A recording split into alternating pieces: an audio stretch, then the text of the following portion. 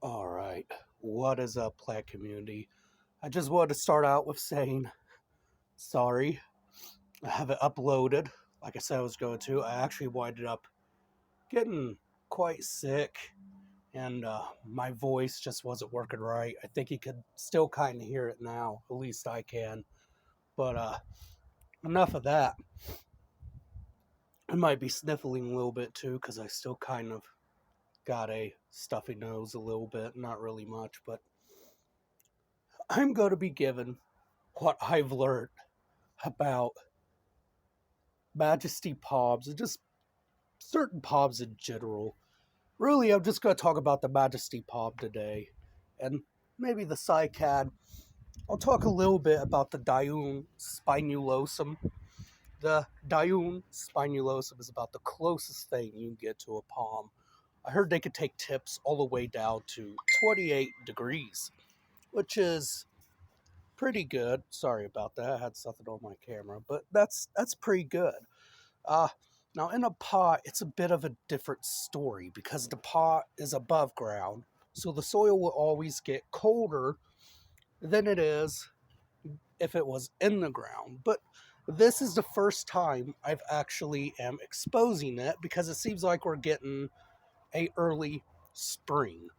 So I'm exposing it to the elements as it is slightly warmer than it usually is here. Um, Seems to be doing fairly good. The UV index right now is 0 to 10, so I'm not worried about the sun scorching the new leaves. And the interesting fact about the Dione spinulosum is there's this little powder. Well, not really powder. I don't know what you would call it, but it's kind of like basically a sunblock.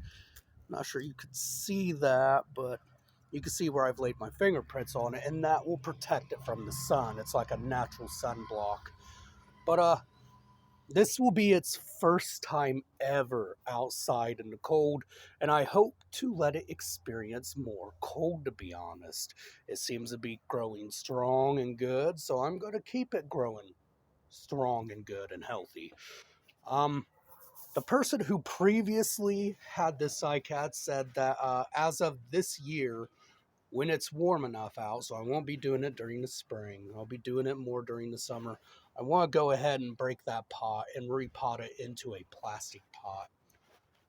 The guy said maybe get another decorative pot, but I don't know. I mean, if I have to keep breaking pots and these decorative pots like this are expensive, I don't want to have to keep doing that because you can't really mess with the roots because the roots are fragile.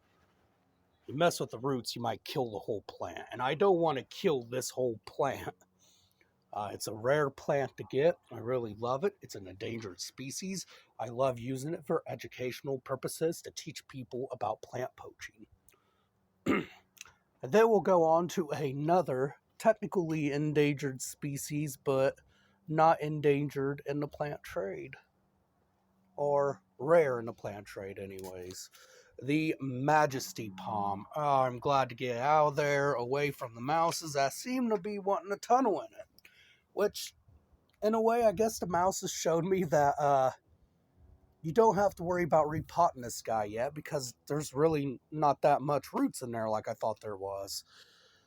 So what have I really learned about this guy? I learned a lot. I learned quite a bit about kind of zone pushing him in a pot a bit.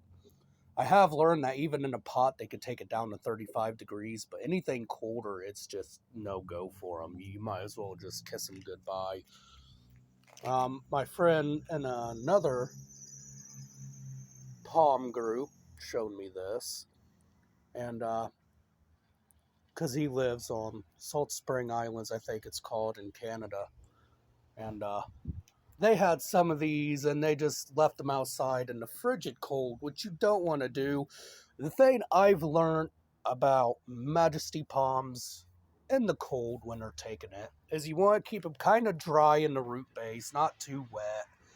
If you do decide to water them, and this is now may I remind you, this is just zone pushing. Say if you want something more tropical, you could put them in a pot. Say if you live in a colder region, like, well, me, you can put them in a pot.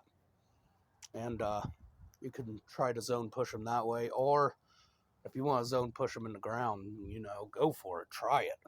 Just make sure you give them lots of protection. But this is generally for people who's like me, who lives in government housing and can't really plant trees in the yard or plant something like this in the yard, even though it's technically not a tree. But I'm gonna try and see if I can get away with it. I'm thinking about trying with this guy over here. Anyways, I've learned that you definitely don't want the crown to get wet, especially when it reaches down to 35 degrees. Once you do that, the whole palm is gone. You just don't want it to get wet. Now, I have letting it get wet, like on the foliage, for say, because up here we have a little issue where the water drips down and it hits the fronds, but it's not particularly going into the crown. That's something you want to avoid. You don't want any snow hitting it. That will definitely kill it. Um, 35 degrees seems to be the limit of these guys. Don't try anything more extreme than that. If you are gonna zone push them, you might want to put them in the ground, and you might want to make sure the ground is heated in some type of way, or you're putting it in a zone where it's warm. So, like for example, all this up through here is my zone of warmth. This is where I keep a lot of my things from the harsh winters, even things that can take a little bit more of a harsh winter. But and then again, you just want to add protection if you're going to put it in the ground. But this is things that, I've learned with this guy, and he seems to be doing good. He seems to be going really, really strong. It's only going to drop 38 degrees tonight. Gonna keep him out here. Go let him experience the cold, because I don't put up with no weak trees. You gotta be a strong tree. If you're not strong, well, you're not gonna make it. Just like my coconut. Yes, I've lost my coconut. I tried. It was a $30 coconut. I don't think I'm gonna do it again, honestly. I don't think I am. I think if I was to go for anything now, it'd be a queen palm. That would be the max of it. And then next year, I don't even think I'm going to store these like I did. I think I'm just going to kind of let them go dry and go into a dormancy. Rosebush down there kind of suffered, but it suffered because it's been getting hit by spider mites. Yay! So now it's out here in the cold. Hopefully it kills them. Quarterline kind of suffered, but it's out here now, so it should kind of bounce back. It should be okay.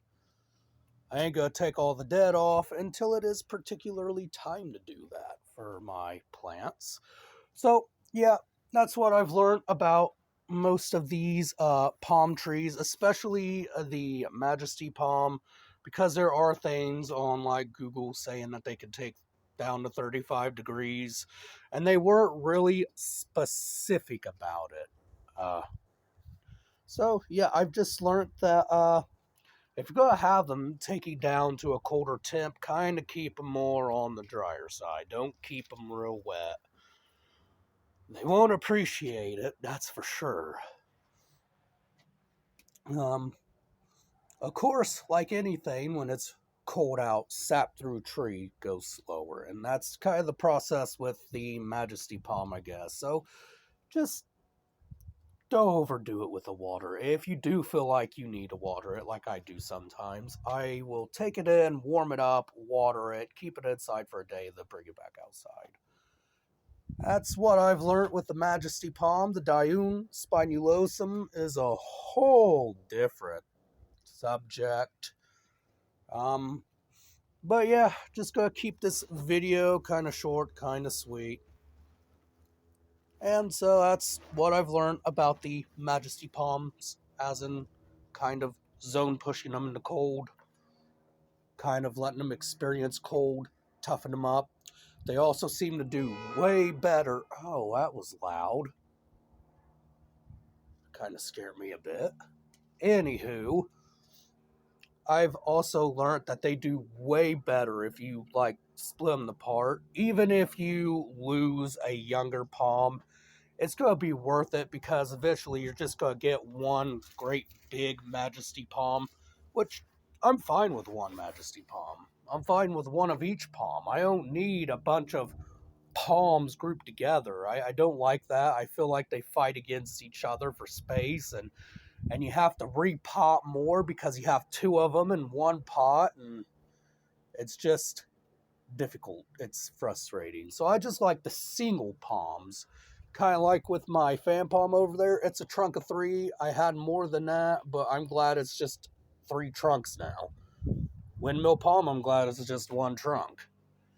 Anywho, I hope you guys enjoyed this video. I hope you found it a little bit educational for the value of trying to zone push a majesty palm a little bit in a pot. And in the ground, I'm sure you can do way better, honestly, and probably get way bigger if you really wanted to.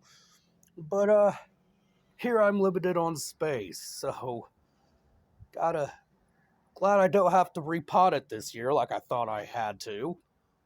So, yep, that's it for the day. I hope you guys enjoyed this video. Leave a like and subscribe, and leave a comment down below. I will answer them or like them as soon as I can. Other than that, I hope you guys enjoyed this video. Hope you guys have a good rest of the day.